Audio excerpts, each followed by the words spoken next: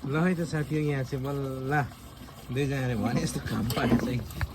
हाम्रो आसु राम्ररी नै देखिरहनु भएको छ जे गरे पनि एकदमै काम चलिरहेको छ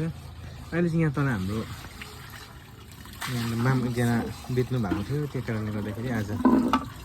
मामको त्यो आज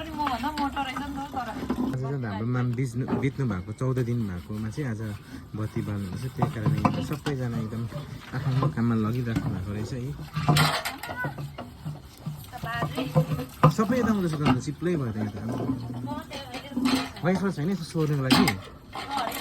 यो चाहिँ हाम्रो मामरिङकै है साथी हो मामरिङकै भिडियो छ सबै अहिले यो लगाएर हाम्रो त मामरिङ हो कसको मामरिङ हो तपाईँहरूको मामरिङ होइन होला मामरिङ